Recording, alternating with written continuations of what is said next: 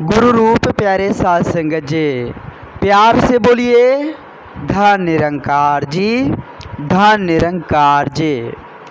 साध संगत जी, संत महात्माओं ने बड़े ही सुंदर भाव से साध संगत जी इस जीव की प्रवृत्ति के बारे में विश्लेषण किए हैं, बताए हैं कि इस जीव में किस प्रकार का चेंजिंग होते रहता है।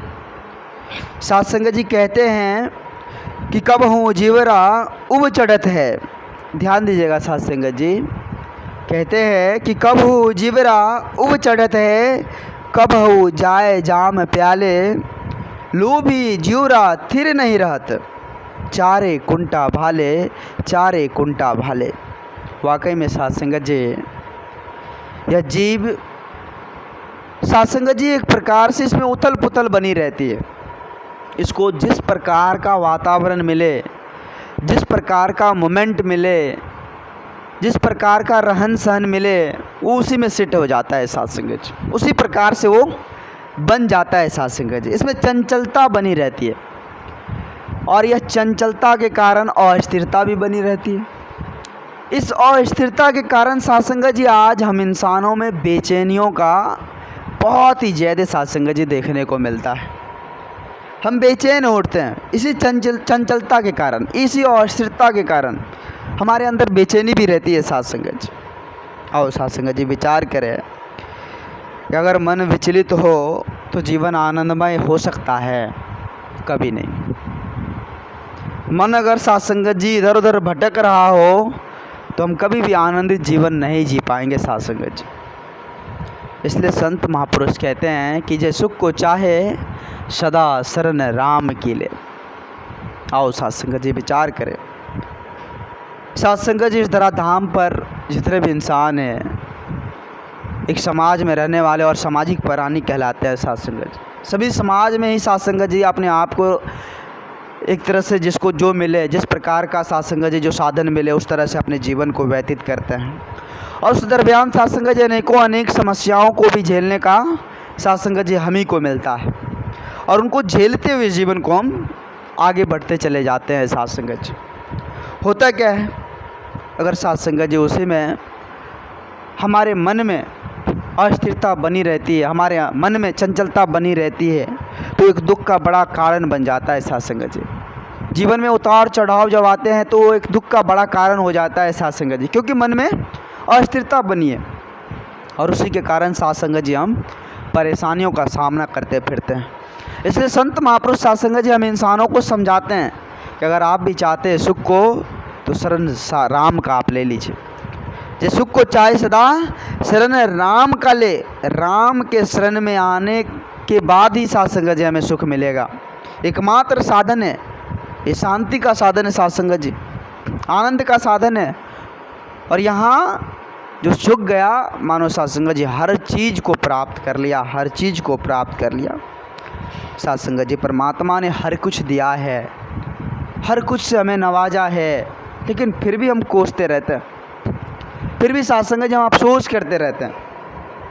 साध संगत जी संपूर्ण अवतार वाणी में कहा गया है कि अति कृपा भगवान ने कर दी, अति सुंदर काया है, अति कृपा भगवान ने कर दी, अति सुंदर काया है, हे ईश्वर की देन सारी, सारा माल पराया है, सारा माल पराया है। वाकई में साध संगत जी भगवान की इतनी बड़ी रहमत है, कृपा है, सच्चे सदगुरु की इतनी मेहर है, जो आज साध संगत जी हर चीज़ हमने पाया है, हर चीज़ हमें मिला है साध संगत जी। ये सब कुछ ईश्वर की देन है साध संगत जी। ईश्वर को जब मर्जी होगा हमसे लेने का वो ले सकता, क्योंकि उसका है। मेरा मुझ में कुछ नहीं, जो कुछ है सो तोर। मेरा क्या है साध संगत जी, मेरा कुछ भी नहीं है, ये सारा माल पराया है साध संगत जी। ये जो दिख रहा है ये टिकने वाला नहीं है, ये भौतिकवादी है। रंग बिरंगे संसार में जो कुछ भी आप देख रहे हैं ये साध संगत जी टिकने वाला नहीं है। यह सब कुछ एक ना एक दिन ख़त्म हो जाएगा, खंडर बन जाएगा और रहेगा क्या? एकमात्र ही सत्य, जो अजर है, अमर है, अविनाशी है, परम है, प्रकाशी है, नित्य सनातन है, अलोल है, शाश्वत है, निरंतर है, चर्रे चर्रे में है, कण कण में है, घट घट में है, हर जगह व्याप्त है, पत्ते पत्ते डाली डाले में व्याप्त है। जो काम हो रहा है, जो कुछ भी हो रहा है, इसी की कृपा से हो रहा है। हर कुछ इसी की कृपा से हो रहा है साथ संगत जी। जब इसका संग लग जाएंगे तो फिर किस चीज़ की कमी। साथ संगत जी आओ सच्चे सतगुरु के श्री चरणों में नतमस्तक होकर इसे जान ले। कहते हैं ना कि गुरु बिनु भव निधि तरे न कोई साथ संगत जी सतगुरु के बिना, सतगुरु के श्री चरणों में जो झुकेगा उसी को इस परमात्मा का दीदार होगा। साथ संगत जो सच्चे सतगुरु के श्री चरणों में नतमस्तक कर देंगे, अपने आप को समर्पित कर देंगे, वही इस परमात्मा का दीदार कर पाएंगे। साथ संगत ऐसे संभव नहीं है। ऐसे कोई साथ संगत जी बिना गुरु का इस परमात्मा को नहीं जान पाया। जनन जनावर हार तो साथ संगत जी आज स्वयं साकार रूप में इस तरह धाम पर आए।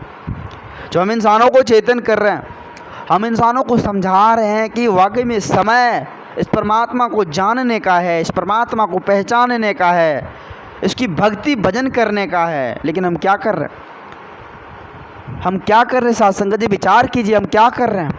इस रंग बिरंगे संसार में यूं ही भटकते चले जा रहे, यूं ही भटकते चले जा रहे। साथ संगत जी पवित्र संपूर्ण अवतार वाणी में लिखा हुआ है कि समय गया फिर हाथ नहीं आया, अंत समय पछताएंगे।